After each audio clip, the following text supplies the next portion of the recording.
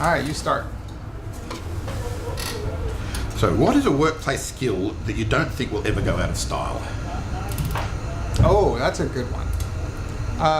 So for me, I think it's collaboration. I think collaboration, yeah, you were going to say that too. I was going to say collaboration. I mean, look, here's one of the issues with education in general is that education is set up for a single player sport mentality, right? It's an individual doing everything and proving they can do X, but in reality, we live in a collaborative world, and that's how problems get solved. There's that saying, if you want to go fast, do it yourself. If you want to go far, do it together. Sure.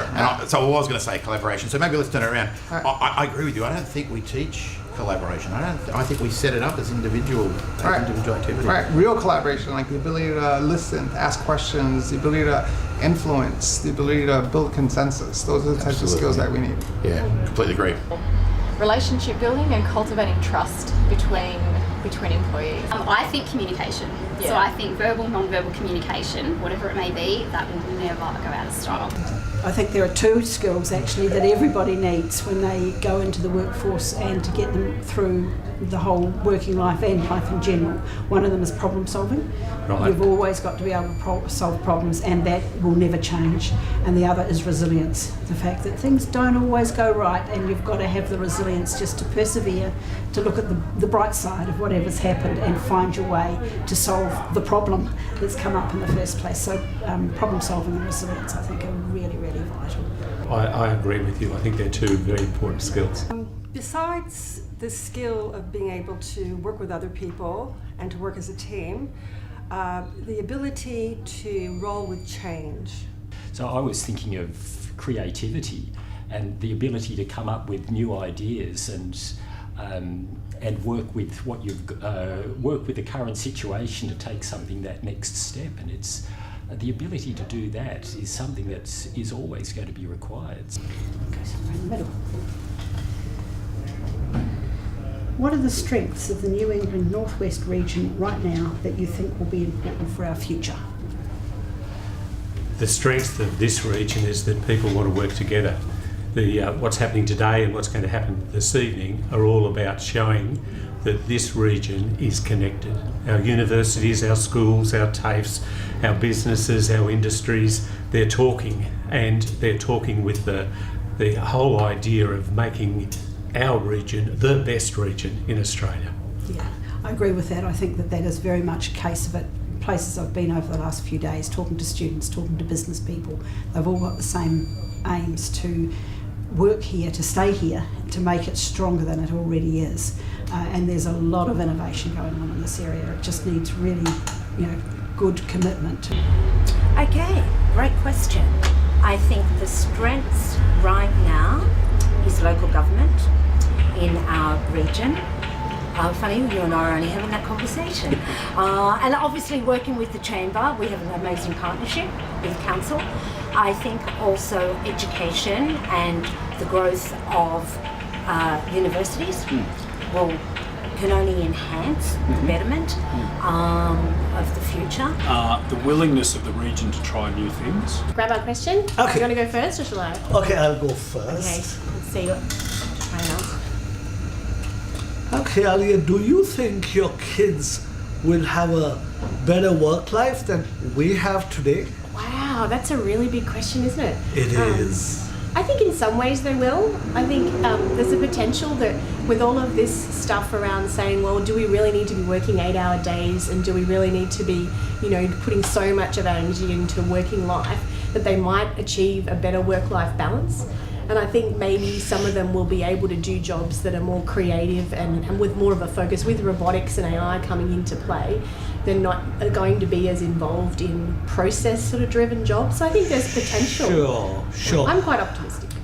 Yes, I look at it positively. Okay, Yeah, I think they will. they will. Yeah, through variation, through how much they're exposed to. I think there's a lot that we can be building, and that there's a lot of opportunity out there, but we can't forget to really enjoy life as well. So I'd want to make sure that when I have kids, that I instill that in them as well, to find that balance.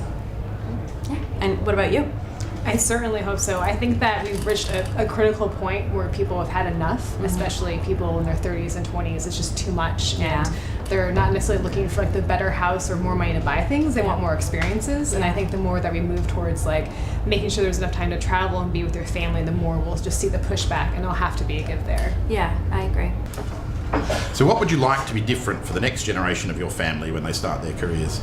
I want my kids to be passionate about what they do, and so that their work doesn't become work. It's kind of like in sports where a football player or a baseball player or a soccer player will say, I can't believe they pay me to do this, right? I really hope my kids grow up with a strong sense of duty. That's a word we don't use much. A sense that collectively we have a responsibility to our society, to our planet. And because I actually think that the people who benefit most from feeling that will be them. You know, because that gives life a purpose. So it's passion, and if you like, duty. Ooh, I think careers are definitely changing, and I think what I want to be different is I want students to have more of a concept of going, right, this is what's out there, and looking outside the normal career pathways that we think. Do you think the way we educate needs to change to ensure students have relevant skills for the future workplace? And how? Yes, full stop. And how? And how?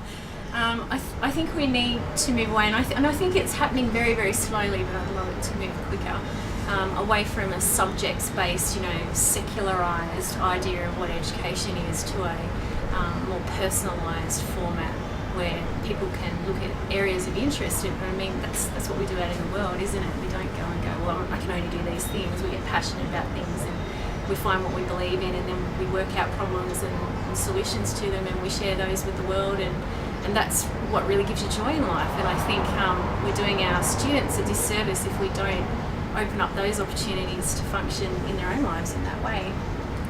It would be wonderful, wouldn't it, if we didn't put learning in a box and say between 9 and 3 you're learning. Yeah. And we just took learning as like breathing and eating and exercising, we were learning. So, your turn. Okay. I hope it's a hard one. If you could change one thing about today's workplaces, what would it be?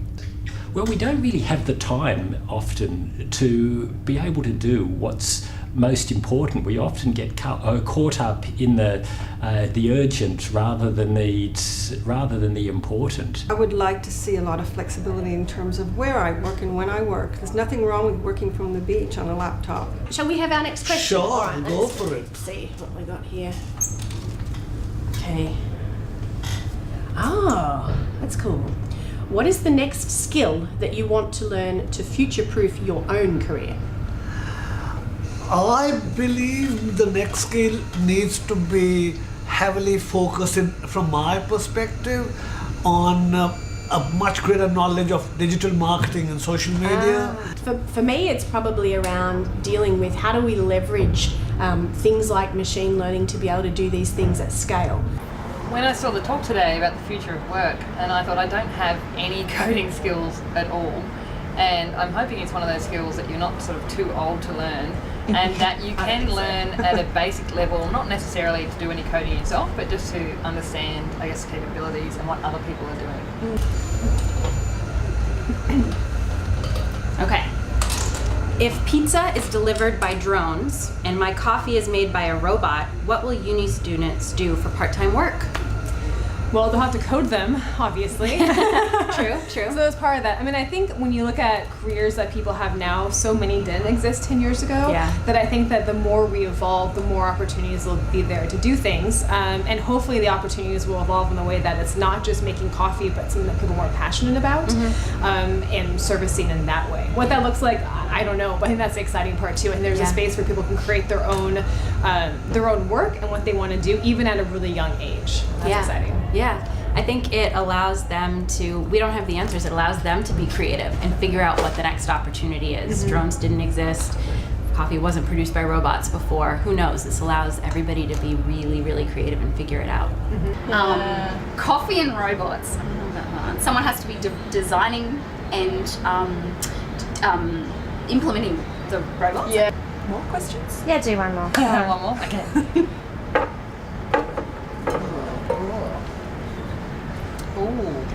Okay, which areas do you think will flourish as future careers for our current students? The coding side of things, but understanding how to apply that, I think, across the board, whether you're in agriculture. So how rude. That's good. I'm not happy with my answer anyway. So I was thinking about this earlier, and in the discussion about how many jobs, I guess, will be replaced with technology, but I feel that there's always this level of human overlay and human interaction, especially in decision making or ethics, or providing the background for the technology to possibly make, or AI to make decisions. Having that human touch and human overlay, I guess those soft skills with a technological base, I think is much more valuable career-wise going forward. Oh, definitely the technology areas, and how people interface with the technology. Question 1. What scares or concerns you about the future of work? Oh, that's a tricky one to ask for you because you're not terrified by anything, Ellie. I've worked in careers for 20 years. But what scares me is that we're not imagining a future where people are free to decide how to spend their own energy time when they're not in structured paid work. And a lot of jobs haven't been created yet, so it's kind of exciting to see what is out there, to see what the future's going to bring. And the kids are going to be the ones creating it. I think that's exciting.